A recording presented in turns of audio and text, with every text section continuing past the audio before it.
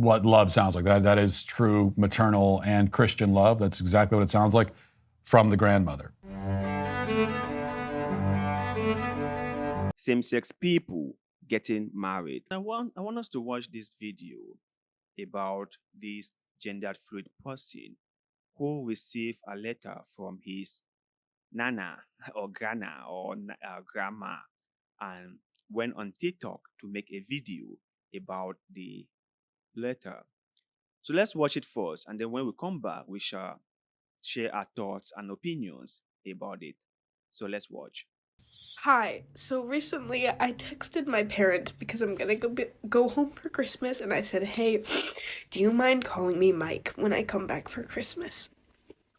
And then when I got home today, I got this letter from my grandma, and it is addressed to Miss Old Name. Not actually, but I don't want to say my real name on the internet.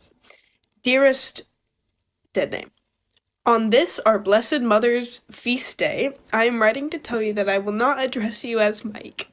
My decision is probably not a surprise to you. Others may comply with your request. My anguish in your chosen name and what that means has to do with your eternal soul. Know that I love you more than words could ever possibly convey to you. No matter how you decide to identify yourself does not change my deep love for you, honey. Because of my concerns for your soul and your mental health, I am spending more time with Jesus in adoration. My cousin's last names are doing the same for you. Then she lists my 5 cousins that are below the age of 10 who are apparently offering up special personal sacrifices for me, who I didn't tell that I wanted to go by Mike. I didn't want to. I haven't talked with your godmother and her family, but I'm sure they would do the same for you. Do you know how much you are cherished and loved? It would be a joy to see you and be with you during the coming Christmas, a celebration of our Lord's birth. That is what love sounds like. That is true maternal and Christian love. That's exactly what it sounds like from the grandmother. And this fits right into the theme of the show today, I guess, about being direct to the point and being honest and truthful. And that's exactly what this grandmother is doing for her granddaughter, something that, from the sound of it, seems like most people in her life are not willing to do. And this young lady is going to be very upset because she wants to engage in something self-destructive and she wants people to cooperate with her delusion. And right now she is guarding that delusion jealously because she sees it as, she wants it to be her identity. Wow. Wow. That's really touching. That's really touching. I mean, that's really like, wow. Wow. So I had to say this right.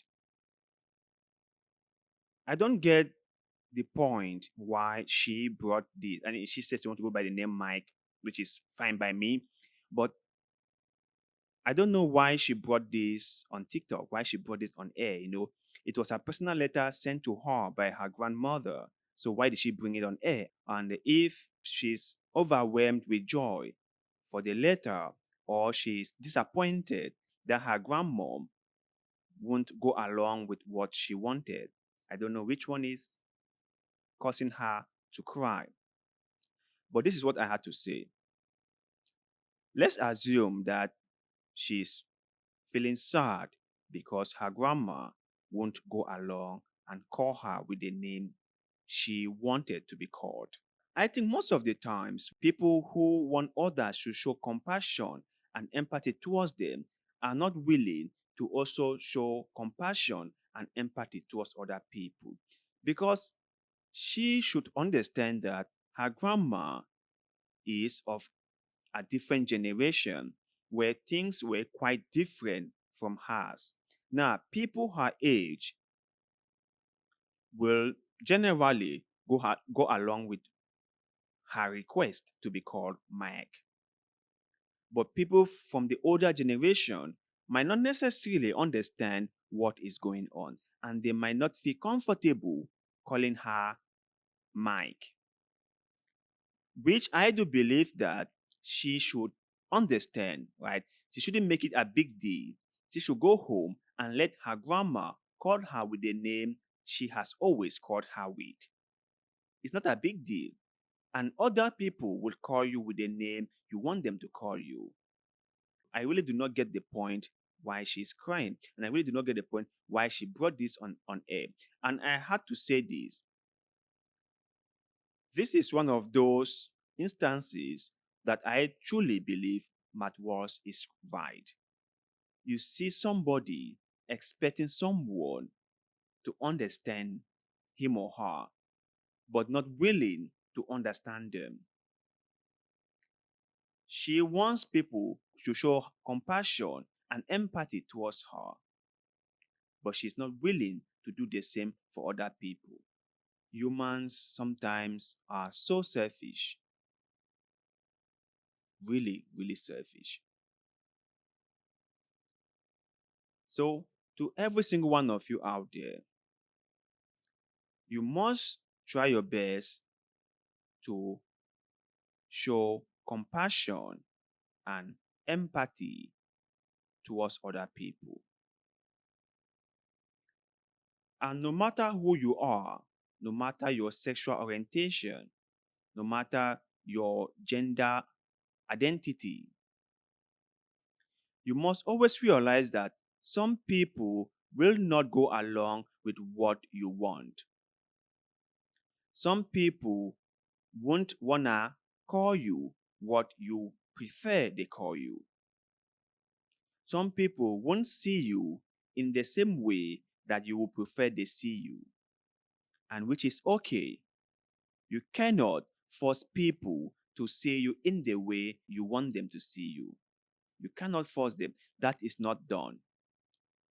You can only explain to them, you can only tell them your side of the story in hopes that they agree with you.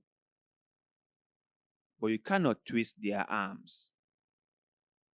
You cannot force them to do what they don't want to do. And that's the thing with the work culture nowadays, whereby everyone has to go with a certain narrative. Oh, if I said this, you'll be offended. If I did this, you'll be offended. Everyone has become too fragile that people cannot say anything anymore without scared of being offending to somebody. People cannot freely express their minds anymore, just so they are not being called out as either being homophobic or racist. But you guys out there, what do you think about this whole story? Shouldn't Mike, or whatever her previous name was, be more compassionate to Grandma, considering the fact that Grandma is from the older generation? Must Grandma go along with what Mike wanted? Let us know in the comment section below, because like always, we love hearing what you have to say. And please, do not forget to like this video, share this video, follow our Facebook page, and most importantly, subscribe to this YouTube channel, because little deed of goodwill, like the one you are doing just now, help us a lot, and we shall forever be grateful to you. So thank you very much for doing just that. And like always, see you in the next one.